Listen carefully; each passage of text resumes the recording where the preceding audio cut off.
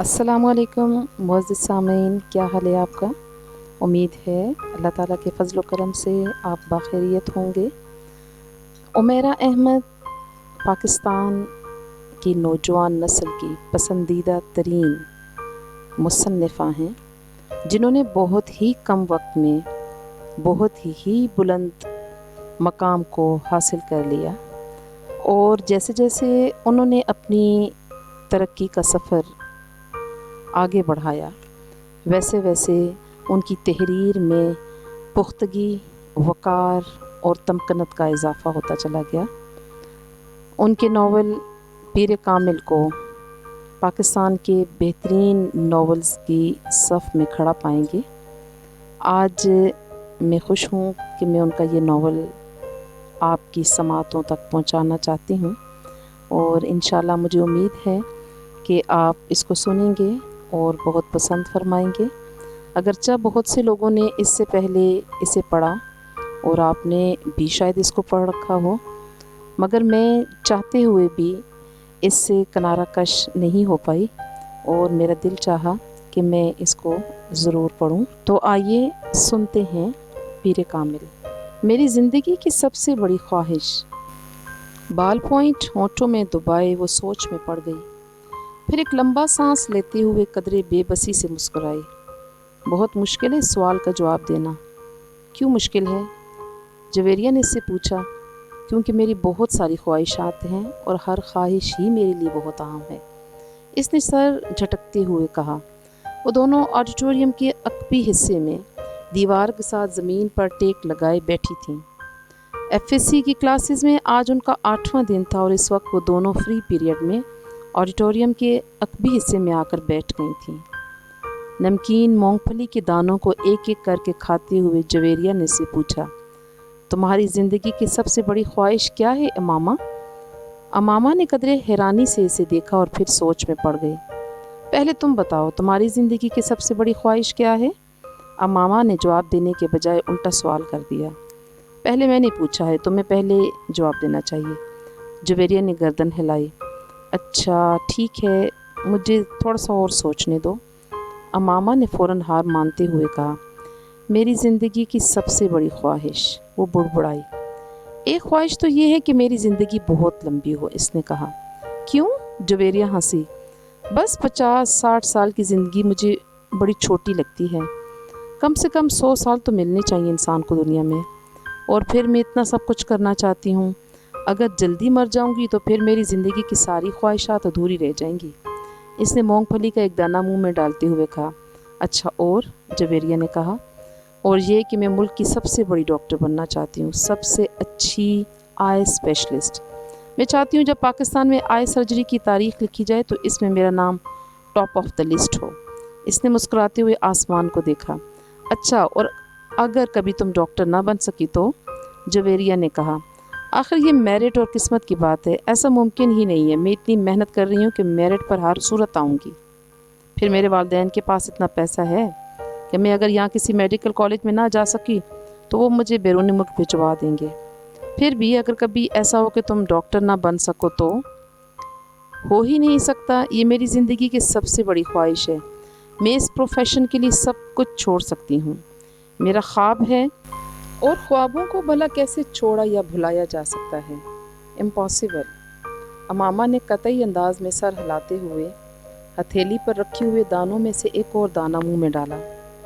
ज़िंदगी में कुछ भी नामुमकिन नहीं होता, कभी भी कुछ भी हो सकता है। फ़र्ज़ करो कि तुम डॉक्टर नहीं बन पाती तो फिर तुम क्या करोगी? कैसे रिएक्ट करोगी? अमामा अब सोच में पड़ गई। पहले तो मैं बहुत रोऊंगी, बहुत ही ज़्यादा, कई दिन, और फिर मैं मर जाऊंगी। जवेरिया बेख्तियार हंसी। और अभी कुछ देर पहले तो तुम कह रही थी कि तुम लंबी ज़िंदगी चाहती हो और अभी तुम कह रही हो कि तुम मर जाओगी। हाँ तो फिर ज़िंदा रहकर क्या करूँगी? सारे प्लान्स ही मेरे मेडिकल के हवाले से हैं, और ये चीज़ ज़िंदगी से निकल गई तो फिर बाकी क्या बचेगा? यानी तुम्हारी एक बड़ी ख्वाहिश दूसरी बड़ी ख्वाहिश को ख़त्म कर देगी, तुम यही समझ लो। तो फिर इसका मतलब तो ये हुआ कि तुम्हारी सबसे बड़ी ख्वाहिश डॉक्टर बनना है, लंबी ज़िंदगी पाना नहीं। तुम कह सकती हो, अच्छा अगर तुम डॉक्टर ना बन सकी तो फिर मरोगी कैसे? खुदकुशी करोगी या तबई मौत? जवेरिया ने बड़ी दिलचस्पी से पूछा। तबई मौत ही मरूंगी, खुदकुशी तो कर ही नहीं सकती, अमामा ने लापरवाही से कहा। और अगर तुम्हें तबई मौत ना आ सकी तो? मेरा मतलब है जल्द ना आई तो फिर तुम डॉक्टर ना बनने के बावजूद भी लंबी ज़िंदगी गुजारोगी। नहीं, मुझे पता है अगर मैं डॉक्टर ना बनी तो फिर मैं बहुत जल्द मर जाऊंगी। मुझे इतना दुख होगा कि मैं तो ज़िंदा रह ही नहीं सकूंगी, वो यकीन के साथ बोली। तुम जिस कदर खुश मिजाज हो मैं कभी यकीन नहीं कर सकती कि तुम इतनी दुखी हो सकती हो कि रो रो कर मर जाओ, और वो भी सिर्फ इसलिए कि तुम डॉक्टर नहीं बन सकती। लुक फनी, जवेरिया ने इस बार इसका मजाक उड़ाने वाले अंदाज में कहा। तुम अब मेरी बात छोड़ो, अपनी बात करो। तुम्हारी ज़िंदगी की सबसे बड़ी ख्वाहिश क्या है? अमामा ने मौजू बदलते हुए कहा। रहने दो।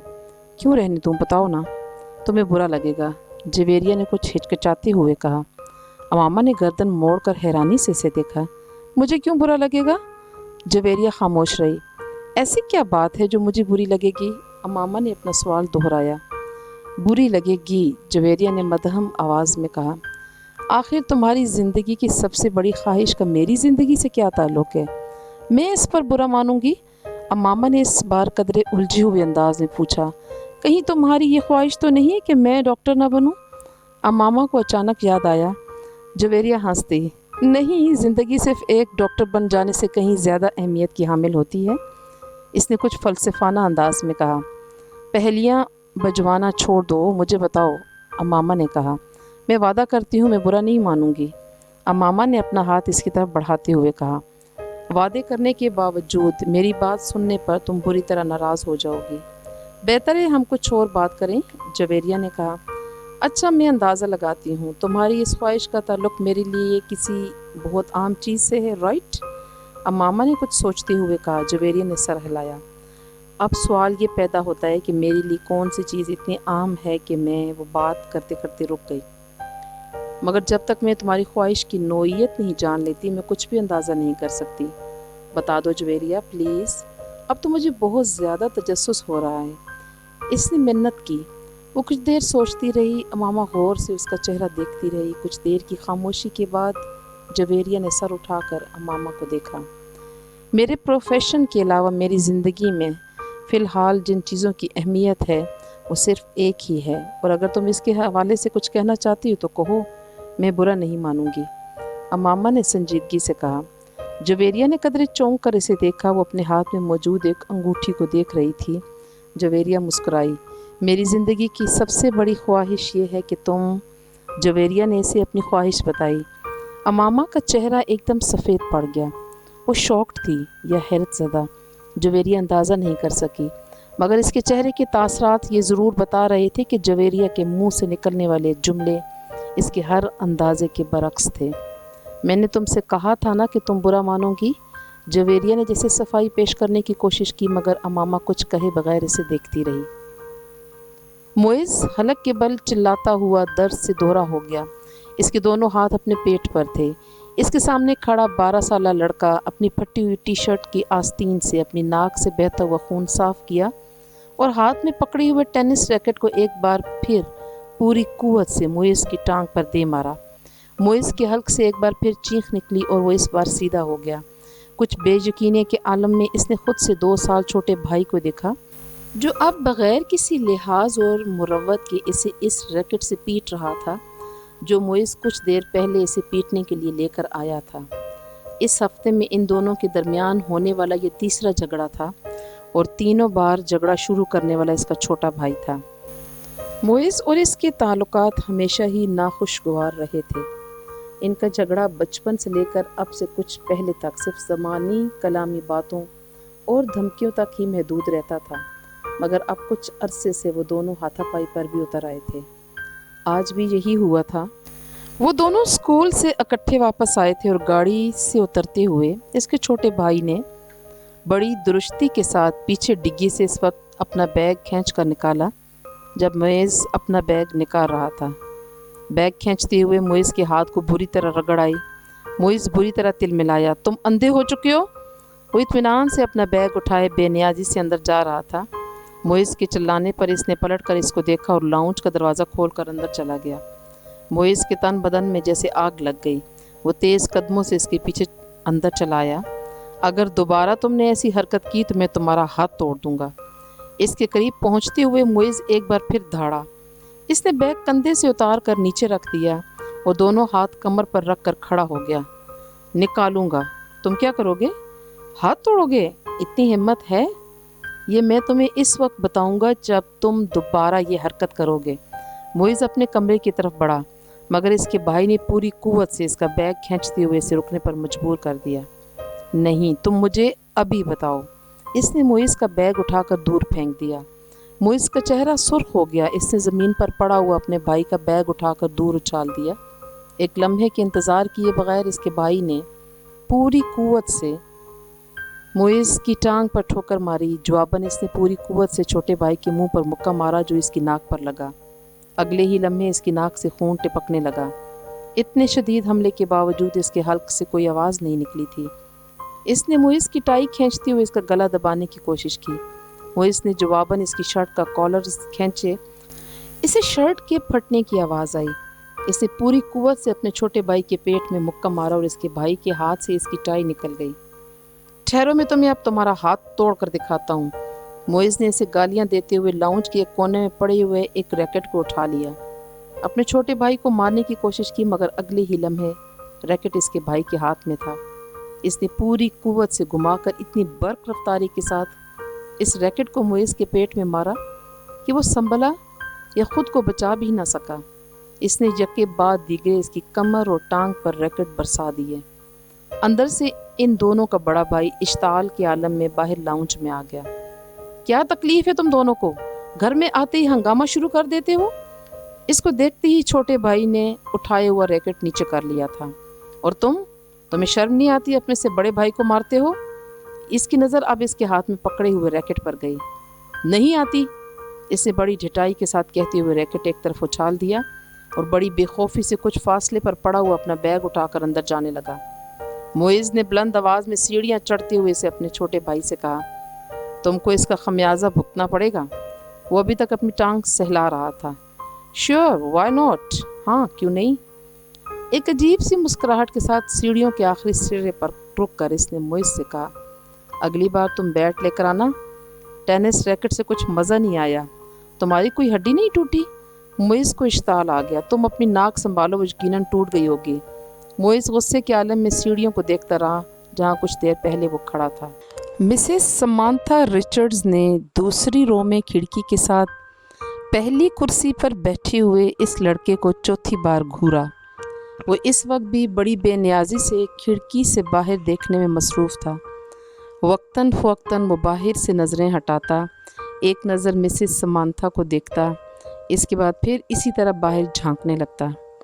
اسلام آباد کے ایک غیر ملکی اسکول میں وہ آج پہلے دن اس کلاس کی بیولوجی پڑھانے کے لیے آئی تھیں۔ وہ ایک ڈپلومیٹ کی بیوی تھیں اور کچھ دن پہلے ہی اسلام آباد اپنے شوہر کے ساتھ آئی تھیں۔ ٹیچنگ ان کا پروفیشن تھا اور جس ملک میں ان کے شوہر کی پوسٹنگ ہوئی وہ وہاں سفارت خانے سے منسلک اسکولز میں پڑھاتی رہیں۔ اپنے سے پہلے بیولوجی پڑھانے والی ٹیچر مسز میرین کی اسکیم آف ورک کو ہی جاری رکھتے ہوئے انہوں نے کلاس کے ساتھ کچھ ابتدائی تعارف اور گفتگو کے بعد دل اور نظام دوران خون کی ڈایاگرام رائٹنگ بورڈ پر بناتے ہوئے اسے سمجھانا شروع کر دیا۔ ڈایاگرام کی وضاحت کرتے ہوئے انہوں نے اس لڑکے کو کھڑکی سے باہر جھانکتے ہوئے دیکھا۔ پرانی تکنیک کا استعمال کرتے ہوئے اپنی نظریں اس لڑکے پر مرکوز رکھتے ہوئے انہوں نے اچانک بولنا بند کر دیا۔ کلاس میں یکدم خاموشی چھا گئی۔ اس لڑکے نے سر گھما کر اندر دیکھا۔ مسز سمانتھا رچرڈ سے اس کی نظریں ملیں۔ مسز سمانتھا مسکرائیں اور ایک بار پھر انہوں نے اپنا لیکچر شروع کر دیا۔ کچھ دیر تک انہوں نے اسی طرح بولتے ہوئے اپنی نظریں اس لڑکے پر رکھیں جو اب اپنے سامنے پڑی نوٹ بک پر کچھ لکھنے میں مصروف تھا۔ اس کے بعد مسز سمانتھا نے اپنی توجہ کلاس میں موجود دوسرے اسٹوڈنٹس پر مرکوز کر لی۔ ان کا خیال تھا وہ خاصا شرمندہ ہو چکا ہے، دوبارہ باہر نہیں دیکھے گا، مگر صرف 2 منٹ کے بعد انہوں نے اسے ایک بار پھر کھڑکی سے باہر متوجہ دیکھا۔ وہ ایک بار پھر بولتے بولتے خاموش ہو گئیں۔ بلا توقف اس لڑکے نے گردن موڑ کر پھر ان کی طرف دیکھا۔ اس بار مسز سمانتھا مسکرائیں نہیں، बल्कि कदरे संजीदगी से इसे देखते हुए एक बार फिर लेक्चर देना शुरू कर दिया। चंद लम्हे गुजरने के बाद उन्होंने राइटिंग बोर्ड को देखने के बाद दोबारा इस लड़के को देखा तो वो एक बार फिर खिड़की से बाहर कुछ देखने में मसरूफ़ था। इस पर गैर महसूस तौर पर उनके चेहरे पर कुछ नाराज़गी नमूदार हुई और वो कुछ झुंझलाते हुए खामोश हुई। इनके खामोश होते ही इस लड़के ने खिड़की के बाहर से अपनी नज़रें हटाकर इनकी तरफ देखा। इस बार इस लड़के के माथे पर भी कुछ शिकने थीं। एक नज़र मिसेस समांथा को नागवारी से देखकर वो एक बार फिर खिड़की से बाहर देखने लगा। इसका अंदाज़ इस कदर तौहीन आमेज़ था कि मिसेस समांथा रिचर्ड्स का चेहरा सुर्ख हो गया। सालार, तुम क्या देख रहे हो? उन्होंने सख्ती से पूछा। नथिंग, यकलफ्सी जवाब आया। वो अब चुपती हुई नज़रों से इन्हें देख रहा था। तुम्हें पता है मैं क्या पढ़ा रही हूँ? होप सो, इसने इतने रूड अंदाज में कहा कि मिसेस समांथा ने यकदम हाथ में पकड़ा हुआ मार्कर कैप से बंद करके टेबल पर फेंक दिया। ये बात है तो फिर यहाँ आओ और ये डायग्राम बनाकर इसको लेबल करो। उन्होंने स्पंज के साथ राइटिंग बोर्ड को साफ करते हुए कहा। यके बाद दीगरे लड़के के चेहरे पर कई रंग आए। उन्होंने क्लास में बैठे हुए स्टूडेंट्स को आपस में नज़रों का तबादला करते देखा। वो लड़का अब सर्द नज़रों के साथ समांथा को देख रहा था। जैसे ही उन्होंने राइटिंग बोर्ड से आखिरी निशान साफ किया, वो अपनी कुर्सी से एक झटके के साथ उठा। तेज़ कदमों के साथ इसने टेबल पर पड़ा हुआ मार्कर उठाया और बर्क रफ्तारी के साथ राइटिंग बोर्ड पर डायग्राम बनाने लगा। पूरे 2 मिनट 57 सेकंड्स के बाद इसने मार्कर पर कैप लगाकर इसे मेज़ पर इसी अंदाज में उछाला जिस अंदाज में समांथा ने उछाला था, और समांथा की तरफ देखे बगैर अपनी कुर्सी पर आकर बैठ गया। मिसेस रिचर्ड्स ने इसे मारकर उछालते या अपनी कुर्सी की तरफ जाते नहीं देखा। वो बेयकीनी के आलम में राइटिंग बोर्ड पर 3 मिनट से भी कम अरसे में बनाए जाने वाली इस लेबल्ड डायग्राम को देख रही थीं, जिसे बनाने में उन्होंने 10 मिनट लिए थे और वो उनकी डायग्राम से ज़्यादा अच्छी थी। वो कहीं भी मामूली सी गलती भी इन्हें ढूंढ ना सकें। कुछ खफीफ से होते हुए उन्होंने गर्दन मोड़ कर एक बार इस लड़के को देखा। वो फिर खिड़की से बाहर देख रहा था। वसीम ने तीसरी बार दरवाजे पर दस्तक दी। इस पर अंदर से अमामा की आवाज़ आई, कौन है? अमामा, मैं हूँ, दरवाज़ा खोलो। वसीम ने दरवाजे से अपना हाथ हटाते हुए कहा। अंदर खामोशी छा गई। कुछ देर बाद दरवाजे का लॉक खुलने की आवाज़ सुनाई दी। वसीम ने दरवाजे के हैंडल को घुमा कर दरवाज़ा खोल दिया। अमामा इसकी जाने पुश्त किए अपने बेड की तरफ बढ़ी। तुम्हें इस वक्त क्या काम आन पड़ा है मुझसे? आखिर तुमने इतनी जल्दी दरवाज़ा क्यों बंद कर लिया था? अभी तो 10 बजे हैं। वसीम कमरे में दाखिल होते हुए बोला। बस नींद आ रही थी मुझे। वो बेड पर बैठ गई। वसीम इसका चेहरा देखकर चौंक गया। तुम रो रही थी? बेख्तियार इसके मुंह से निकला। अमामा की आंखें सुर्ख और सूजी हुई थीं और वो इससे नज़रें चुराने की कोशिश कर रही थी। नहीं, रो नहीं रही थी, बस सर में कुछ दर्द हो रहा था। अमामा ने मुस्कुराने की कोशिश की। वसीम ने इसके पास बैठते हुए इसका हाथ पकड़कर टेम्परेचर चेक करने की कोशिश की। कहीं बुखार तो नहीं है? इसने कुछ तशवीश भरे अंदाज में कहा और फिर हाथ छोड़ दिया। बुखार तो नहीं है? फिर तुम कोई टैबलेट ले लेती। मैं ले चुकी हूँ। अच्छा तुम सो जाओ, मैं बातें करने आया था, मगर अब इस हालत में क्या बातें करूँ तुमसे? वसीम ने कदम बाहर की तरफ बढ़ाते हुए कहा। अमामा ने इसे रोकने की कोशिश नहीं की। वो खुद भी उठकर इसके पीछे गई और वसीम के बाहर निकलते ही इसने दरवाजे को फिर लॉक कर लिया। बेड पर ऊंधे मुंह लेट कर इसने तकिए मुंह छुपा लिया। वो एक बार फिर हिचकियों के साथ रो रही थी। 13 साल का वो लड़का इस वक्त टीवी पर म्यूज़िक शो देखने में मसरूफ़ था। जब तैयबा ने अंदर झांका, बेयकीनी से इन्होंने अपने बेटे को देखा, फिर कुछ नाराज़गी के आलम में अंदर चली आईं। ये क्या हो रहा है? उन्होंने अंदर आते ही कहा। टीवी देख रहा हूँ। इसने टीवी से नज़रें नहीं हटाईं। टीवी देख रहा हूँ, फॉर गॉड सेक, तुम्हें एहसास है तुम्हारे पेपर्स हो रहे हैं? तैयबा ने इसके सामने आते हुए कहा। So what? इस लड़के ने इस बार कुछ खफगी से कहा। So what? तुम्हें इस वक्त अपने कमरे में किताबों के दरमियान होना चाहिए, ना कि यहाँ इस बेहुदा शो के सामने। तैयबा ने डांटा। मुझे जितना पढ़ना था मैं पढ़ चुका हूँ, आप सामने से हट जाएं। इसके लहजे में नागवारी आ गई। फिर भी उठो और अंदर जाकर पढ़ो। तैयबा ने इसी तरह खड़े खड़े इससे कहा।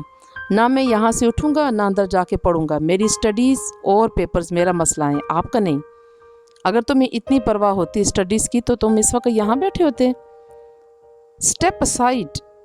اس نے طیبہ کے جملے کو نظر انداز کرتے ہوئے بڑی بدتمیزی کے ساتھ باتیں کرتے ہوئے ہاتھ کے اشارے سے کہا، آج تمہارے پاپا آ جائیں تو میں ان سے بات کرتی ہوں. طیبہ نے اسے دھمکانے کی کوشش کی. ابھی بات کر لیں، کیا ہوگا؟ پاپا کیا کر لیں گے؟ جب میں آپ کو بتا چکا ہوں کہ مجھے جتنی تیاری کرنی ہے میں نے کر لی ہے تو پھر آپ کو کیا مسئلہ ہے؟ یہ تمہارے سالانہ امتحان ہے، تمہیں احساس ہونا چاہیے اس بات کا. طیبہ نے یکدم اپنے لہجے کو نرم کرتے ہوئے کہا، میں کوئی 2-4 سال کا بچہ نہیں ہوں کہ میرے آگے پیچھے پھرنا پڑے گا آپ کو. میں اپنے معاملات میں آپ سے زیادہ سمجھدار ہوں، اس لیے یہ 3rd کلاس قسم کے جملے مجھ سے مت بولا کریں. ایگزام ہو رہے ہیں، اسٹڈیز پر دھیان دو. اس وقت تمہیں اپنے کمرے میں ہونا چاہیے. میں تمہارے فادر سے بات کروں گی. واٹ اے ربش. وہ بات کرتے کرتے غصے میں صوفے سے اٹھ کر کھڑا ہو گیا. ہاتھ میں پکڑا ہوا ریموٹ اس نے پوری قوت سے سامنے والی دیوار پر دے مارا اور پاؤں پٹکتا ہوا کمرے سے نکل گیا. طیبہ کچھ بے بسی اور خفت کے عالم میں سے کمرے سے باہر نکلتا ہوا دیکھتی رہیں. فلومینا فرانسس نے اپنے ہاتھ میں پکڑے پیکٹ میز پر رکھتے ہوئے ایک نظر ہال میں دوڑائی. پیپر شروع ہونے میں ابھی 10 منٹ باقی تھے اور ہال میں موجود اسٹوڈنٹس کتابیں، نوٹس اور نوٹ بکس پکڑے تیزی سے صفحے آگے پیچھے کرتے ان پر آخری نظریں ڈال رہے تھے. ان کی جسمانی حرکات سے ان کی پریشانی اور اضطراب کا اظہار ہو رہا تھا.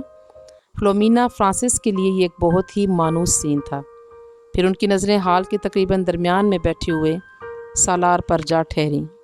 25 اسٹوڈنٹس میں اس وقت وہ واحد اسٹوڈنٹس تھا جو اطمینان سے اپنی کرسی پہ ٹانگ رکھے بیٹھا تھا.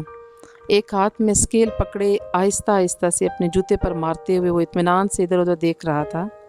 فلومینا کے لیے یہ سین بھی نیا نہیں تھا. اپنے 7 سالہ کیریئر میں انہوں نے پیپرز کے دوران سولار کو اسی بے فکری اور لاپرواہی کا مظاہرہ کرتے پایا تھا. 9:02 پر انہوں نے سالار کے پاس سے گزرتے ہوئے اسے MCQs پر مبنی آبجیکٹیو پیپر تھمایا. 30 منٹ کے بعد اسے وہ پیپر ان سے لینا تھا. 9:10 پر انہوں نے سالار کو اپنی کرسی سے کھڑے ہوتے ہوئے دیکھا. اس کے کھڑے ہوتے ہی ہال میں اس سے پیچھے موجود تمام اسٹوڈنٹ نے سر اٹھا کر اسے دیکھا. وہ پیپر ہاتھ میں لیے فلومینا فرانسس کی طرف جا رہا تھا. فلومینا فرانسس کے لیے یہ بھی نیا سین نہیں تھا. وہ پہلے بھی یہی کچھ دیکھتی آئی تھیں.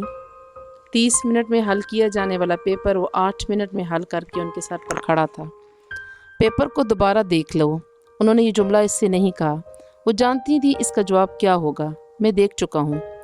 وہ اگر اسے ایک بار پھر پیپر دیکھنے پر مجبور کرتی تو وہ ہمیشہ کی طرح پیپرز لے جا کر اپنی کرسی کے ہتھے پر رکھ کر بازو سینے پر لپیٹ کر بیٹھ جاتا. انہیں یاد نہیں تھا کبھی اس نے ان کے کہنے پر پیپر کو دوبارہ چیک کیا ہو، اور وہ یہ تسلیم کرتی تھیں کہ اسے اس کی ضرورت بھی نہیں تھی.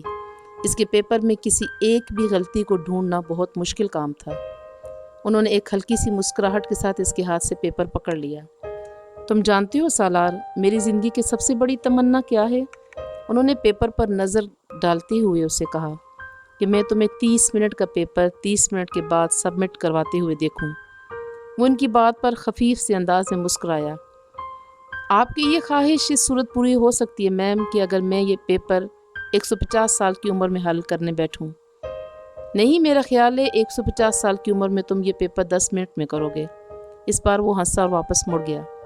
فلومینا فرانسس نے ایک نظر اس کے پیپر کے صفحات کو پلٹ کر دیکھا. پھر ایک سرسری سی نظر بھی انہیں یہ بتانے کے لیے کافی تھی کہ وہ اس پیپر میں کتنے نمبر گنوائے گا. 0. سلمہ نے اپنی بیٹی کے ہاتھوں میں گفٹ پیپر میں لپٹے ہوئے ایک پیکٹ کو حیرانی سے دیکھا. یہ کیا ہے ماما؟ تم تو مارکیٹ گئی تھی، شاید کچھ کتابیں لینی تھی تمہیں؟ ہاں امی، مجھے کتابیں ہی لینی تھی مگر کسی کو تحفے میں دینے کے لیے. کس کو تحفہ دینا ہے؟ وہ لاہور میں ایک دوست ہے میری، اس کی سالگرہ اس کے لیے خریدی ہے. کوریئر سروس کے ذریعے بھجوا دوں گی کیونکہ مجھے تو ابھی یہاں رہنا ہے. لاؤ پھر مجھے دے دو یہ پیکٹ، میں وسیم کو دوں گی، وہ بھجوا دے گا.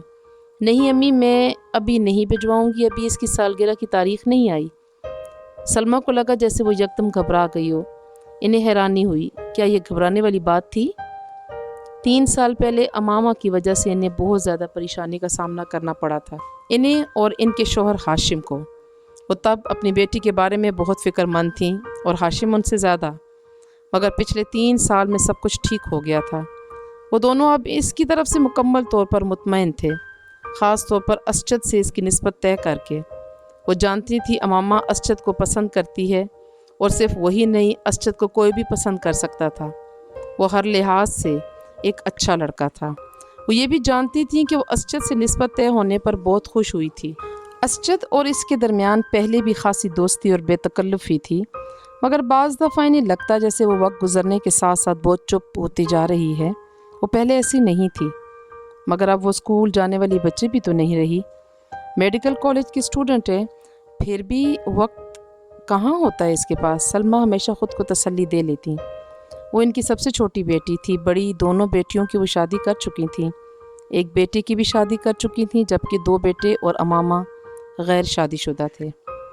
अच्छा ही है कि ये संजीदा होती जा रही है।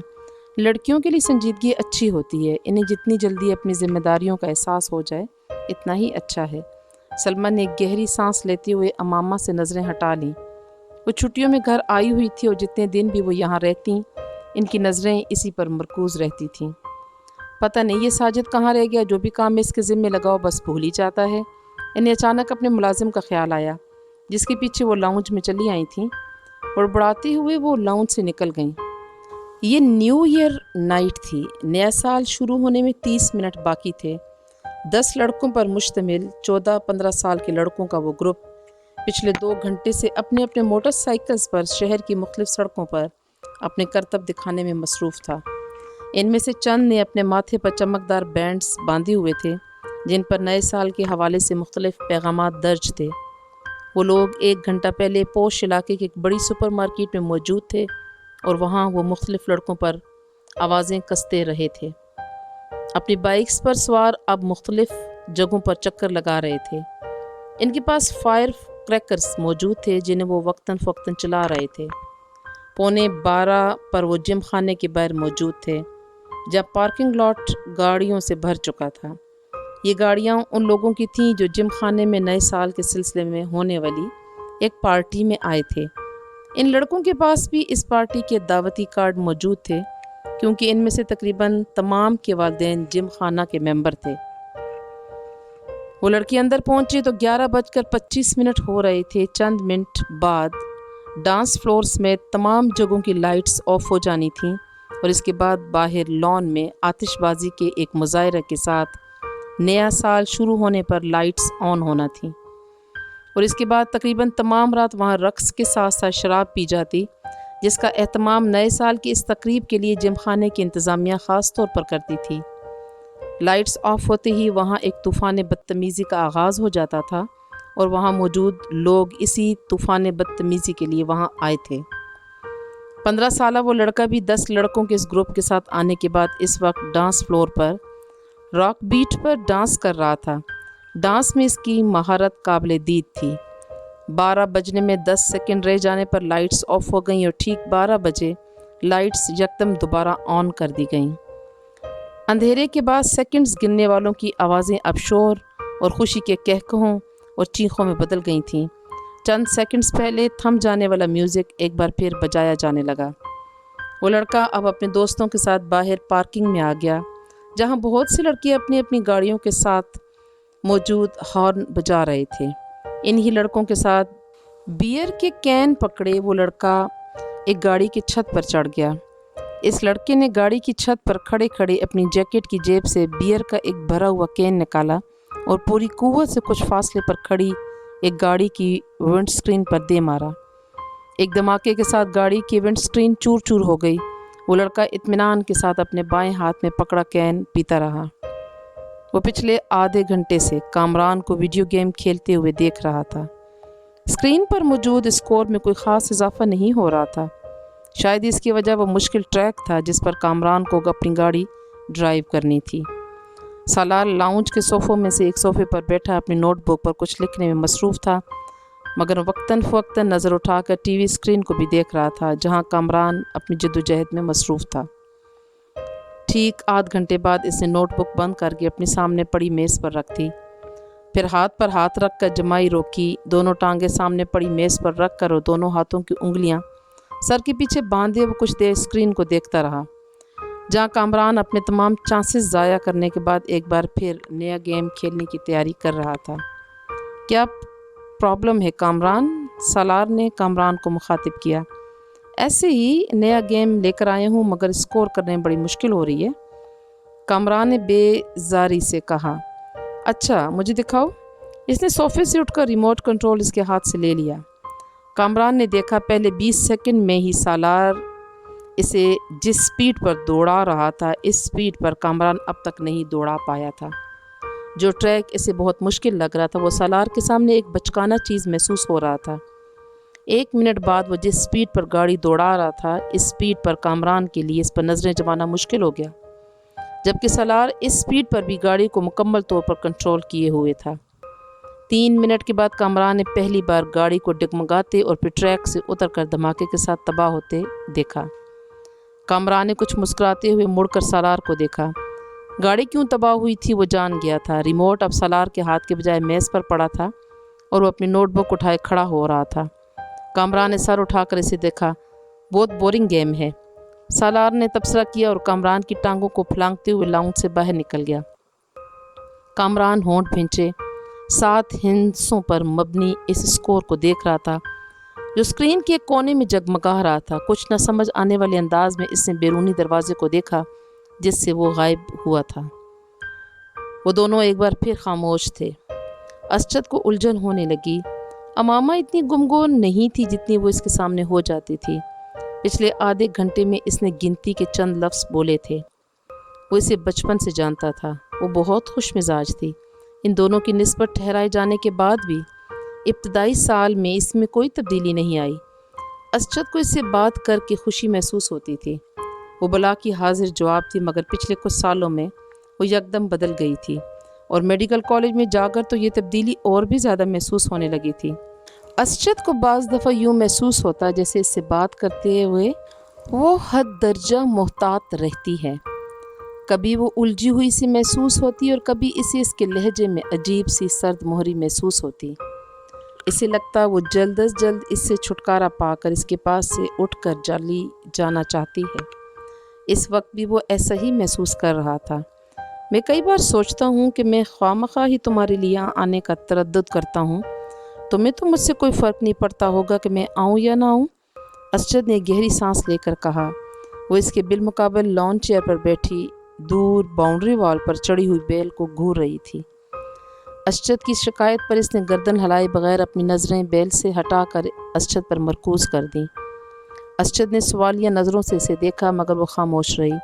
तो इसने लफ्ज़ों में कुछ रद्दोबदल के साथ अपना सवाल दोहराया।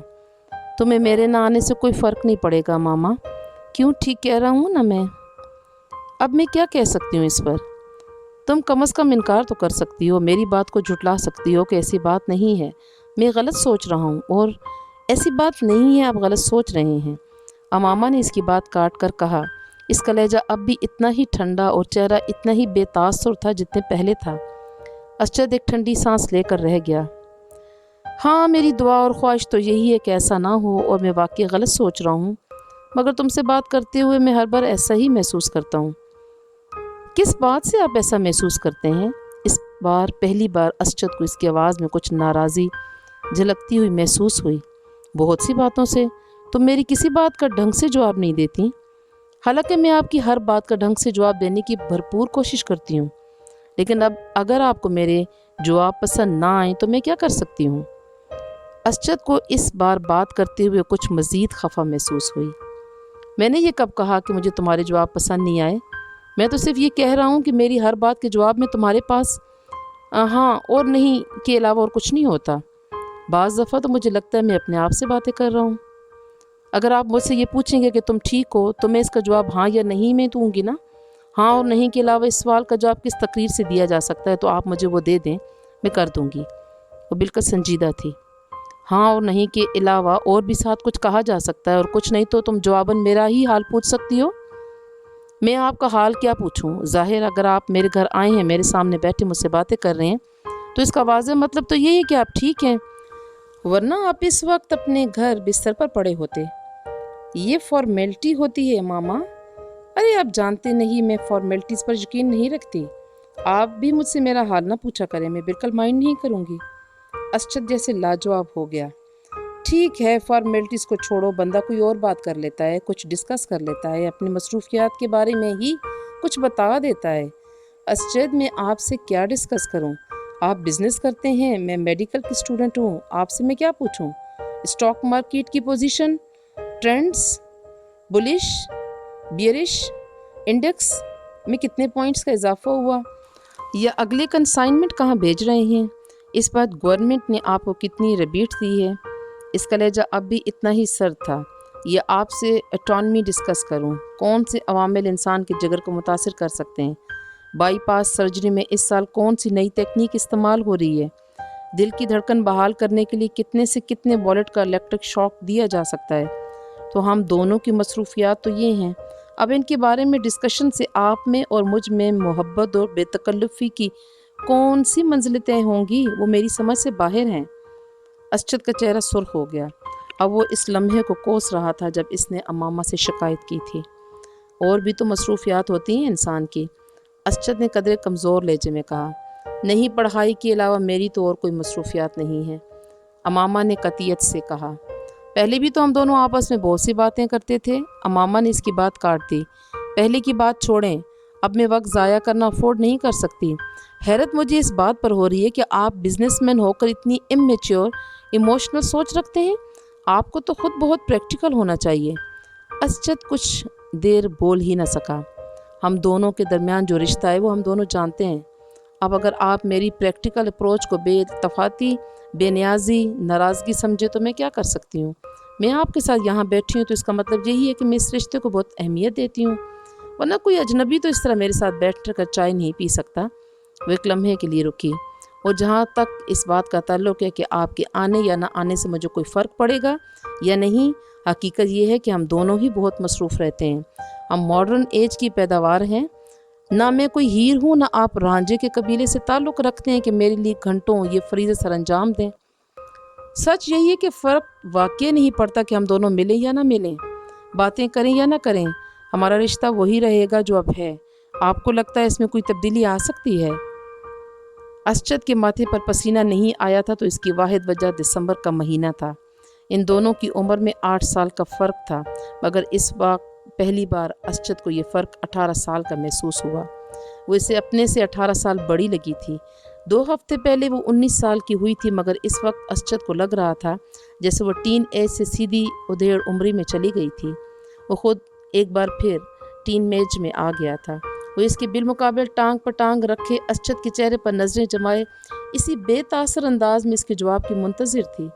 اسجد نے کرسی کے ہتھے پر ٹکا اس کے ہاتھ پر منگنی کی انگوٹھی کو دیکھا اور کھنکھار کر اپنا گلا صاف کرنے کی کوشش کی۔ اسجد، میں آپ کو بہت اچھی طرح سمجھتی اور جانتی ہوں، اور یہ جان کر مجھے بہت افسوس ہوا کہ آپ سمجھتے ہیں کہ ہمارے درمیان ابھی بھی کسی انڈرسٹینڈنگ کو ڈیولپ کرنے کی ضرورت ہے۔ میرا خیال تھا ہم دونوں کے درمیان اچھی خاصی انڈرسٹینڈنگ ہے۔ وہ اسجد کا دن نہیں تھا، اسجد نے اعتراف کیا۔ اور اگر آپ کو یہ خیال ہے کہ اٹانومی اور بزنس کو ڈسکس کرنے کے لیے ہم کوئی انڈرسٹینڈنگ ڈیولپ کر لیں گے تو ٹھیک ہے، آئندہ ہم یہی ڈسکشن کر لیا کریں گے۔ امامہ کے لہجے میں لاپرواہی کا عنصر واضح تھا۔ تم کو میری بات بری لگی ہے؟ بالکل بھی نہیں، میں کیوں برا مانوں گی؟ اس کے لہجے میں موجود حیرت کے عنصر نے اسجد کو مزید شرمندہ کیا۔ شاید میں نے غلط بات کی ہے، شاید نہیں، یقیناً، اس نے تینوں لفظوں پر باری باری زور دیتے ہوئے کہا۔ تم جانتی ہو میرے نزدیک یہ رشتہ کتنی اہمیت کا حامل ہے۔ میرے بہت سے خواب ہیں اس رشتے کے حوالے سے، تمہارے حوالے سے۔ اسجد نے ایک گہرا سانس لے کر کہا۔ امامہ بے تاثر چہرے کے ساتھ اسی بیل کو دیکھ رہی تھی۔ شاید اس لیے میں ضرورت سے زیادہ حساس ہوتا جاتا ہوں۔ مجھے اس رشتے کے حوالے سے کوئی خوف نہیں ہے، میں جانتا ہوں یہ رشتہ ہم دونوں کی مرضی سے ہوا ہے۔ وہ اس کے چہرے پر نظریں جمائے بڑے جذب سے کہہ رہا تھا، اور یکدم ہی اسے ایک بار پھر یہ احساس ہونے لگا تھا جیسے وہ وہاں موجود نہیں تھی، اس کی بات نہیں سن رہی تھی۔ اسجد کو لگا وہ ایک بار پھر خود سے باتیں کر رہا تھا۔ معزز سامعین، تو یہ تھا عمیرہ احمد کا مشہور ترین ناول پیر کامل۔ اس کا آج میں نے پہلا حصہ پڑھا ہے، اور مجھے امید ہے کہ ہر دفعہ کی طرح آپ کو मेरी ये काविश पसंद आई होगी और मुझे उम्मीद है कि आप आइंदा भी इसी हवाले से कमेंट्स में अपनी राय का इजहार करते रहिएगा और मुझे बताइएगा कि मज़ीद अगर कोई आपकी पसंद का नावल है तो मैं वो भी आपके लिए पढ़ूँगी और इस नावल के बारे में आपकी राय का इंतज़ार भी करूँगी। बहुत शुक्रिया। अल्लाह हाफिज़।